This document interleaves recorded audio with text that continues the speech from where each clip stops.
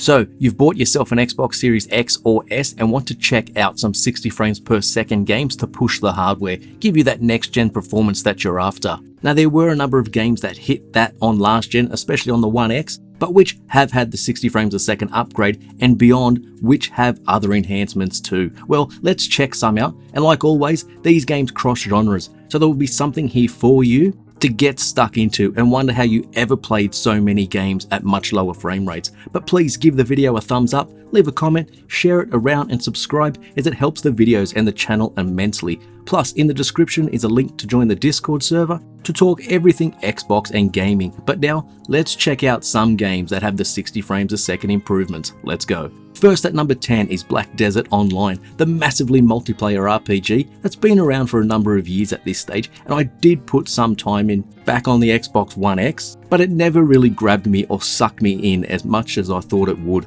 And I just found myself usually just going back to the Elder Scrolls Online instead, but Black Desert Online did receive an Xbox One X enhancement, which saw the game have the option to play at 4K and HDR. But the game on One X or base Xbox One was always hampered by some really poor performance. Low quality textures, lots of pop-in and draw-in, plus some screen tearing as well. When you first play the game, it can look quite good, but it doesn't take long for the sheen to come off and see all of its issues. When playing on the Xbox Series X and S, you will still encounter these problems, but the frame rate remains rock solid from what I've played, and the other graphical issues seem to happen less often. But you just know that when I say that, it's still incredibly often in terms of the pop-in and the draw-in. But the SSD drive substantially cuts down the load times, and it's probably doing its own work to minimize some of the other streaming of the assets issues. If you're after a massive game, then check it out, and it's on Game Pass. At number 9 is Need for Speed Hot Pursuit Remastered, and for someone who still remembers playing the very first game from way back on the PC,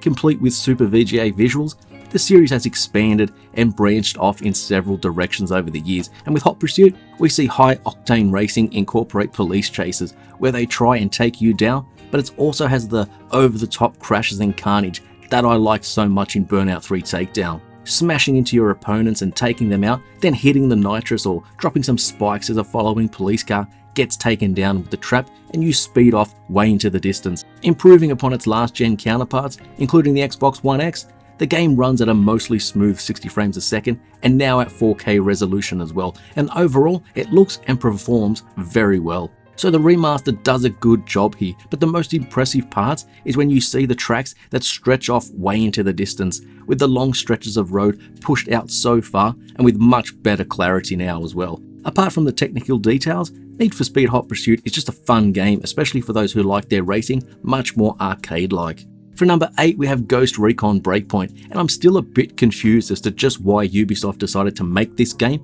as we already had Wildlands, which was good, plus The Division 2, which is great, and Breakpoint seemed to kind of jam those two games together in some sort of experiment, which was just unnecessary for myself. I prefer Ghost Recon to focus on being stealth-like, as the other games were, or if not, don't just try and cram loot drops from The Division. But anyway, this is one of those titles which hasn't received the full-on next-gen treatment, and so on the Series X, we have a couple of options. The game will run at a full 4K resolution if you're after that, albeit at the lower 30 frames a second. But then we get to what I believe is the way to play it, and that's at 60, and this is especially true for large, intricate open worlds such as Breakpoint, as having such high performance in open worlds was all but impossible on last-gen systems, including the One X. But here, the game uses a dynamic 1440p resolution and the frame rate mostly stays at that 60 mark, as I couldn't see any noticeable problems with the performance. The game itself is a bit of a mixed bag for myself, but if you can grab it on sale and are looking for more 60 frames a second games, then check it out. Next at number 7 we have Wreckfest, for those who are after some car crashing action, and this is one of those ones that is just better when played with friends, which is usually the case. But it goes double for Wreckfest, and this was already a pile of fun when the game ran at 30 frames a second, but of course with all racing games and shooters especially, when you need to be accurate or when split seconds do count a lot, then 60 frames a second makes players much more in control of their vehicles and always makes races much more enjoyable to play. So the Xbox Series X runs this at 4K 60, whilst the Series S also runs it at 4K but only at 30 frames. Now there may be an actual enhanced version coming down the track, and which is hitting the PS5 at a cost, and this will include improved visuals, faster loading times, and other enhancements. But as it stands now on the Series X, it took an already fun game and made it better. The more and more games we see get these frames per second upgrades will be one of the main differences between playing on the next gen compared to last gen, including the One X. And at number 6 is Battlefield 1, and as I've mentioned in other videos, the likes of the Battlefield or Call of Duty series always push the hardware both in terms of visuals and performance, and Battlefield 1 is no exception. Even when it's already a number of years old, but this got the Xbox One X enhanced treatment, which saw the game run at a dynamic 4K resolution, which it never really hit too often, especially considering how action-packed the game can be. Plus it's aiming for 60 frames as well, which is also the most important part, making sure the performance is as rock solid as can be. So considering this doesn't have any real next-gen improvements, it shows what the new hardware can do for older games that were constrained by the older hardware and where bottlenecks existed. The Series X just powers through Battlefield 1, raising the resolution to match the maximum of 4K. It's still running it dynamically as last gen did, but the increase in power just means it doesn't need to drop anywhere near as often, especially when compared to the base Xbox One and One S. Even when playing on the One X, frame rate drops were there, but were minimal. But on the Series X, they're basically non-existent, and I never noticed any. Check this out whilst waiting for Battlefield 6. For number 5, we have Fallout 4, which recently had an official frames per second update, which sees the game perform way better than it ever did, or could on last gen hardware, and also shows that whilst the One X was a fantastic system, it was still bogged down by its average CPU. So whilst the machine could often have games running at a native or dynamic 4K, especially in vast open worlds like Fallout 4, performance almost never exceeded 30 frames a second. But with the Series X and S, the increase to 60, even in large open world games, is a game changer, and in my opinion, is the number one reason to upgrade to the new systems should you want that improvement in performance. Fallout 4 could already be played at 60 frames a second, which I showed off in another video, due to the players being able to install a mod which allowed the frame rate to double.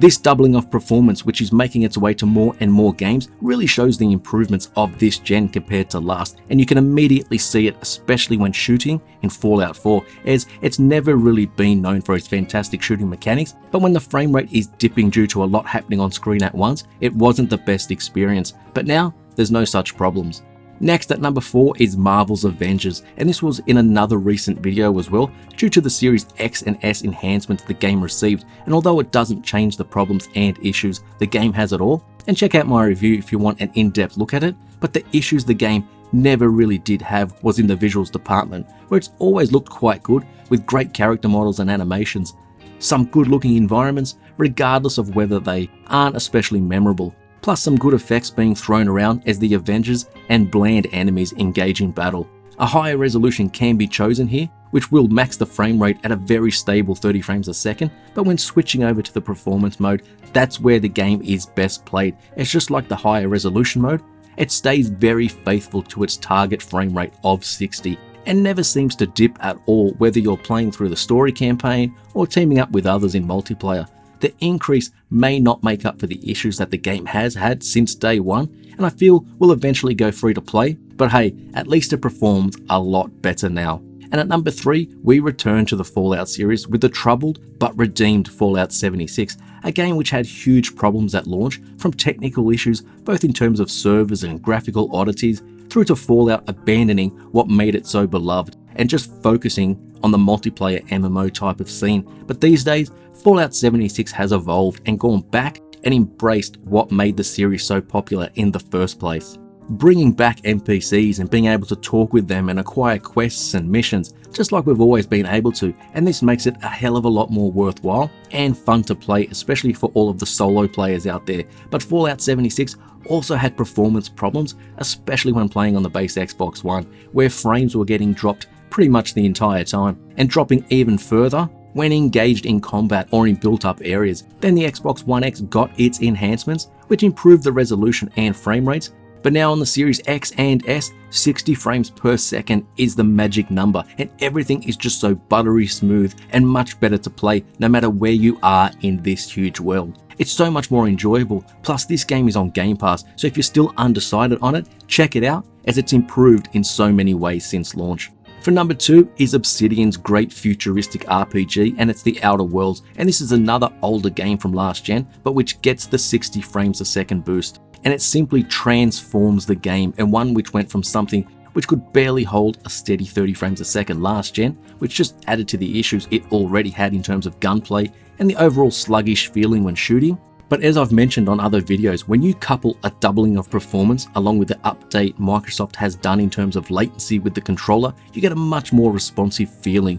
when playing, and it really just makes the whole game feel much better than it ever could on last gen hardware. And that included the Xbox One X, which brought with it a 4K image, but which also got bogged down with the last gen performance. This also has some pretty damn good DLC to go along with it as well, and the great main game. Plus the quality DLC and huge increase in performance just makes this to be one RPG you should definitely play, even if you only have a passing interest in the genre. It's a top game. And at number 1 is the newest game to come out, and it's Outriders. And this game employs a dynamic resolution across all consoles, including the Series X. And whilst the game can look quite good at times, really not a whole lot to complain about, and Outriders comes packing the 60 frames a second, which is incredibly welcome in a game such as this, and one huge reason why the likes of Gears 5 is so fantastic. The smoothness of the gunplay, plus moving in and out of cover, just feels so responsive that it makes playing the game so much more fun, and Outriders is similar. After putting a number of hours into the game,